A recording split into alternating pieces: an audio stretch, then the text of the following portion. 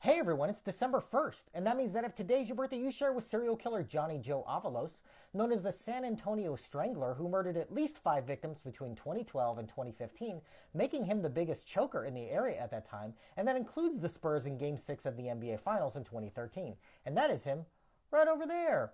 Avalos was born in 1986 and lived on San Antonio's south side for nearly his entire life. He's intellectually disabled, testing with an IQ of just 66, and never had any long-term relationships with women.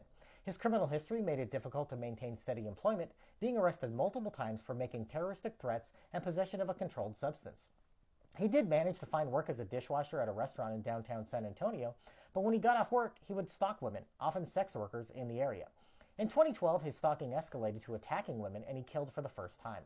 His first murder victim was a 25-year-old sex worker who he sexually assaulted and strangled to death, dumping her body in the San Antonio River. She was one of 6 suspicious deaths in the county in a 6-month period, but detectives dismissed the idea that a serial killer was active in the area, and the medical examiner simply determined that they all died from an unknown cause.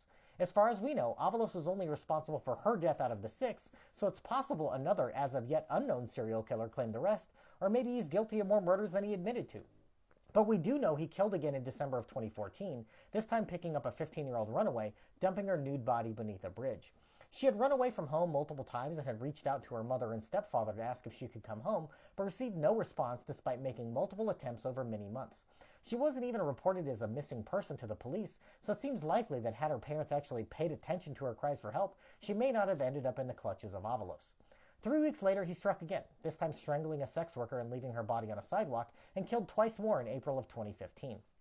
Detectives had been gathering DNA samples from the bodies of his victims, and 3 days before his last victim was discovered, Avalos was picked up for questioning in the case of the 14-year-old runaway. They had evidence that he had sexually assaulted the girl and were working on building their murder case. Initially, he was charged with 4 murders, with his final victim added to the list a few months later. Due to his intellectual disability, prosecutors didn't seek the death penalty, and in 2019 he pleaded guilty and was automatically sentenced to life in prison. This set off waves of appeals that have reached the Supreme Court in relation to the constitutionality of automatic sentences for mentally deficient defendants. His sentence was overturned by state courts in 2020, then reinstated, and as far as I can tell, it's as of yet undetermined what it will end up being, though it seems likely he'll be behind bars for decades before anyone even considers parole. You can watch a pretty wild jailhouse interview with Avalos that this photo is taken from on YouTube, where he asks for $100 to speak with a reporter. If this is your birthday, I hope you have a great day. Leave me a comment so I can wish you a happy birthday.